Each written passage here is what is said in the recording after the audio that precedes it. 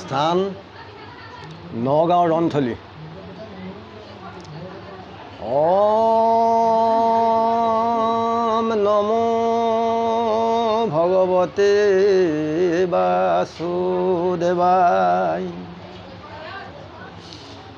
শ্ৰীমন্ত শংকৰে প্ৰকাশিলা গোবিন্দৰ গুণ নাম যশ জগতৰ লোক পৰম আনন্দে গাৱে।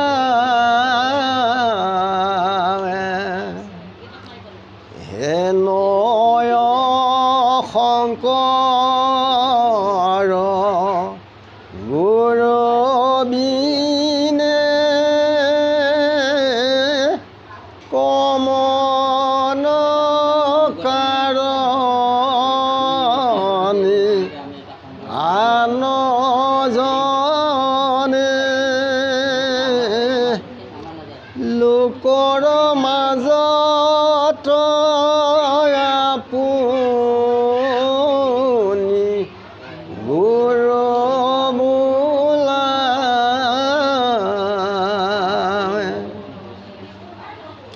পৰমানন্দৰ কৃষ্ণৰ মূৰ্তি সকলো লোকে কিয় নভজে। ৰাম শুনিও কচিৰ চিত্ৰে ইহাৰ নিৰ্ণয় অজ্ঞানত থাকিয়া কৃষ্ণক নভজয়।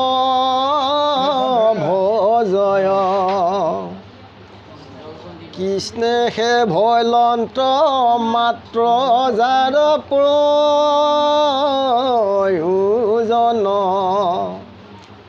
তাৰে হে কেৱল পাইপ প্ৰভু নাৰায়ণ। যে যিবিলাক লোক মায়ে মোহত অন্ধ হৈ থাকে অজ্ঞানত, যেনে মাটি বাৰী ঘৰ দুৱাৰ এই তামসিক আৰু ৰসগুণত যি ডুবি থাকে তেওঁলোকে কৃষ্ণক কেতিয়াও নভজে। যে যিসকল ঈশ্বৰ কৃষ্ণৰ প্ৰাপ্য তেখেতসকলেহে পূৰ্বজন্মৰ পুণ্যৰাশিত তেখেতসকলেহে ঈশ্বৰ কৃষ্ণক বিচাৰে। কেনেকৈ যে জন্মে জন্মে যিটো আৰাধিয়ে আছৈ হৰি তাহাৰ জিভাত নাম আশেষৰ সৰি। তাৰ কৃষ্ণ কথাতে উপজৈ আতি ৰস শিষে ভাগ্য অন্ত গাৱৈ হৰিগুণ যশ। তাৰ কৃষ্ণ কথাতে উপজৈ আতি ৰস শিষে ভাগ্য অন্ত গাৱৈ হৰিগুণ যশ। শিষিজনে আন একো পুণ্যক নিলিখে হৰি ভকতক পাইলে প্ৰাণহেন দেখে। ঠিক তেনে পুণ্যাত্মক লোকসকলৰ যি পুণ্য আছে তেওঁলোকেহে ঈশ্বৰ কৃষ্ণক ভজে। ৰাম বিষয় বাসনা বদ্ধ যাহাৰ হৃদয় নজানে বিষ্ণুক জানা সিটো দুৰাশয়। যে যিসকলৰ হৃদয়ত বিষয় বাসনা যেনে ল'ৰা ছোৱালী মাইকী ধন ঐশ্বৰ্যত এইবিলাকত লালসাত যিসকল আছে তেওঁলোকে কেতিয়াও ঈশ্বৰ কৃষ্ণক নাজানে। এইটোত কৈছে জন্মে জন্মে কৰি আছে পাপৰ পৰ্বত আজোৰন্তে নাম নাখে তাহাৰ মুখত নলৱে সন্তৰ সংগ শিকাৰণে ৰন্দ জানিবি সেহি নিজ পৰম পাখণ্ড, যে তেওঁলোকে কেতিয়াও ঈশ্বৰ কৃষ্ণক নভজে আৰু নামো তেওঁলোকে নলয়। ৰাম বুলিবা জানিবে সিটো গুৰু উপদেশে, ইহাৰয়তৰ যেন শুনিও নিশেষে, আপুনি বিষয়ক গুৰু মানে, তাৰ উপদেশে সিটো বিষ্ণুক নজানে, যে নন্ধলাক বন্ধে পন্থয়ো উপদেশী, পৰিবেক দুয়ো গয়া গড়ে তত অৱশ্যে, সেইমতে মাধৱৰ বেদ জৰি চান্দি, পৰিবেশ সাৰ গৰ্তে দুয়ো হয়া বন্দী। যে যিজন বিষয়ী, লোকে যেনি বিষয়ক গুৰু মানে, তাৰ উপদেশত ঈশ্বৰক কেতিয়াও নাজানিব। যেনে এখন মদ নিৰ্মাণী সভাত যেতিয়া সভাপতিয়ে পানী খাই পেলাই যেতিয়া ট্ৰং হৈ পেলাই সভাত যেতিয়া উপদেশ দি থাকিব, যে সভাসদসকল কি হৈ থাকিব লাগিব, যে সভাপতিতকৈ আৰু ট্ৰং হৈ থাকিব লাগিব। যে ঠিক তেনেকৈ যে ঈশ্বৰ কৃষ্ণক এৰি পেলাই যদি আন দেৱতাক যদি বিশ্বাস কৰে বা বিষয় সম্বন্ধত যায়, ঠিক একেটাই তুলনা হয়। যে বিষয়ে বিষয়কেই পাব, যোন যেনেকুৱা লোক ঠিক তেনে লোককেই পায়, আৰু সেই গুৰু মানিলে কেতিয়াও ঈশ্বৰ কৃষ্ণক নাজানে। যেনে এজন অন্ধ লোকক যদি পথৰ উপদেশ দিয়ে ঈশ্বৰ কৃষ্ণৰ, তেতিয়া কি হ'ব, দুয়ো গৈ পেলাই গাঁতত সোমায়গৈ। ঠিক তেতিয়া কি হয়, মাধৱৰ মায়াৰ জালত পৰি পেলাই এই সংসাৰ গৰ্তত দুইজন বন্দী হৈ পৰিবলগীয়া হয়।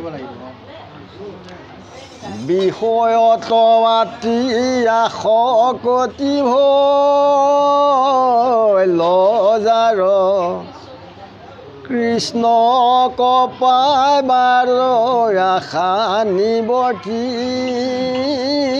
লতাৰ। যে যি বিষয় বাসনাত অনাবৰতে আসক্তি হৈ থাকে, আশা কৰি থাকে, যে প্ৰকৃতিৰ ল'ৰা ছোৱালী আদি কৰি মাটি সম্পত্তি এই বিষয় বাসনাত যদি লিপ্ত হৈ থাকে, তেওঁ কেতিয়াও ঈশ্বৰ কৃষ্ণক নাপায়। যে বৃদ্ধ ভৈলে যিটো জনে বিষয়ক নেৰে, ঘোৰ নৰকত গয়া সিটোজন পৰে, ৰাতি দিনে গৃহত বাহৰ তৃষ্ণা যাৰ, নেৰাৱৈ সিটোজনে সংসাৰ নিকাৰ।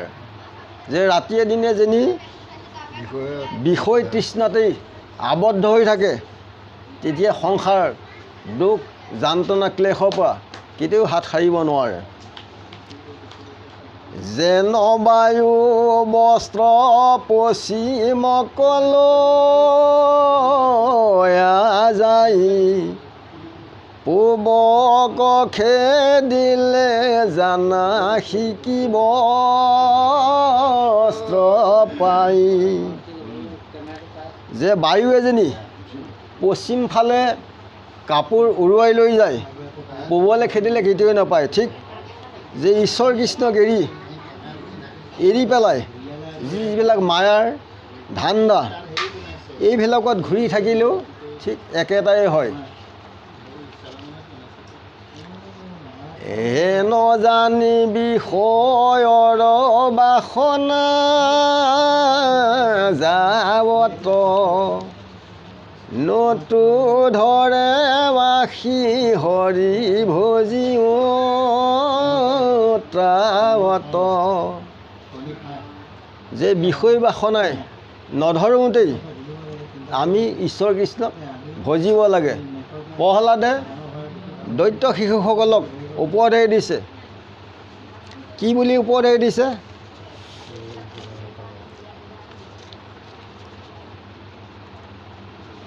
এইটোত কৈছে, হেন জানি শিশু হ'ব এৰান কৰ্ম ধৰিৰ কুমাৰ কালে ভাগৱত ধৰ্ম। ঠিক এই কথাখিনি আমাকে উপদেশ দিছে, আমাৰ মনুষ্য লোকক। এই আলমলৈ আগবাঢ়িলে লোকসকলৰ উপকৃত হয়। ৰাম সবে অৱস্থাতে ভক্তি কৰা সাৱধানী সকল শাস্ত্ৰৰ তাত পৰ্যায়ে মানে। যে আমি সকলো অৱস্থাতেই ঈশ্বৰ কৃষ্ণক আমি ভক্তি কৰিব লাগে। যে শাস্ত্ৰৰ কি হৈছে তাৎপৰ্যত ইয়াত কি কৈছে? সকলো সময় কি কৈছে? যে জ্বৰ তাপ পীড়া মৰণ সময় কৰা হৰি কৃপা মোক তজু গুণ নাম শ্ৰৱণ স্মৰণ বচন গোচৰ হৌক। এই অভ্যাসেৰে আমি আগবাঢ়িব লাগিব। কৃষ্ণই উদ্ধৱক কৈছিলে যে সমস্ত ভূতকো দেখিবা আত্মসম উপায় মধ্যদিটো অতি মুখ্যতম। ঠিক তেনেকৈ আমি অভ্যাস যুগত জ্বৰ তাপ পীড়া এইবিলাকত যিমানখিনি দুখ দুৰ্গতি নাহক সৰ্বকাৰণে ঈশ্বৰ কৃষ্ণক সুখে দুখে মুখে আমি তেখেতক ঈশ্বৰ কৃষ্ণৰ নাম আমি স্মৰণ এৰিব নালাগে। তেতিয়া পৰজন্মৰ কাৰণে নিজৰ জীৱটোৰ মংগল হয়। যদি এই কালত বোলে খাই বৈ লওঁ অগৈ দগৈ এই তামসিক আৰু ৰাজসিক গুণত যদি থাকে তেতিয়া আমাৰ ভৱিষ্যত জীৱৰ কাৰণে বহুত দুখ যন্ত্ৰণা ক্লেশ ভুগিবলগীয়া হয়। নেপায়। কৈছে মনুষ্য জনম পাই হৰি নভজিলা অৱশ্য হৈবা ভাই তিন তৰুশিলা। আমাক কি গালি দিছে? মানুহ হৈ পেলাই যেন আমি ঈশ্বৰক নভজো তেতিয়া আমাক কি কৈছে?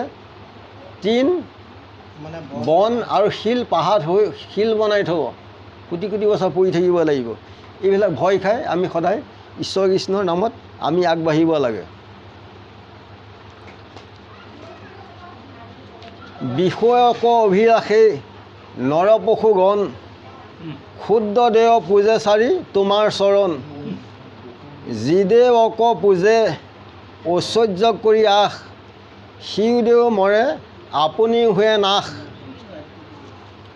দেৱত কৰিয়া নিপতিৰ সেৱা ভাল সুখে থাকে ভিত্ত ৰাজা থাকে যত কাল। দেৱ ভালে থাকোঁতেই সেৱক আগে মৰে। যে দেৱতা থাকোঁতেই সেৱকজন আগতেই মৰে। তভু কৃষ্ণ এৰি আন দেৱ সেৱা কৰে। যে জানি পেলাই কি কয়? কৃষ্ণ দেৱতাক সেৱা কৰি কৃষ্ণক এৰি দিয়ে। এইটো ভাগৱতৰ ধৰ্মত কি কৈছে? যে ভাগৱতৰ ধৰ্মে একো থানে সিদ্ধি নাই। যে ভাগৱতৰ ধৰ্মত ইয়াত কেতিয়াও সিদ্ধি নহয়। তেতিয়া কি হয়? তজু কোপ হোৱে নষ্ট, তজু কোপ বাহে নষ্ট হোৱা সময়ত তেতিয়া ঈশ্বৰৰ কোপ হয়। কৃষ্ণৰ কৃপাত যেবে ভৈলা সাধু সংগ তেবে হৰি কথা শুনে কৰি মহাৰংগ। তাতক বাছে গোবিন্দত মিলে প্ৰেম ৰতি তেবে কীৰ্ত হৈয়া এৰাৱে দুৰ্গতি। এতে কেশে ভকতিক লভি ভাৰৰ স্থান কহিলহু সাধু সংগ বিনে নাহিয়ান। ঠিক এনে মাধ্যমৰ আলম লৈ আমাৰ সকলো মনুষ্য লোক এই ভাগৱত ধৰ্মত আগবাঢ়িলে সকলোৱে মংগল হয়। ইয়াতে কৈ খবৰ চৰণ সেৱা জনাই আজিলৈ ৰাখিছোঁ আৰু গুৰু। কোটি কোটি ঘূৰৈ অপৰাধনীতে কৰোঁ আমি দুৰাশয় হে হৰি মোক দাস হেন মানি খমিও ক। নমো নমো নাৰায়ণ প্ৰসন্ন হৌক হৰি কৰি মোক মায়ঙি আপোনাৰ মহিমা আপুনি বেকত কৰি জীৱক কৰা পৰিতান গুৰু কৃষ্ণ কৃষ্ণ গুৰু নম গুৰু কৃষ্ণ কৃষ্ণ মহাকৃষ্ণ হৃদয় নাম কৃষ্ণ কৃষ্ণ কৃষ্ণ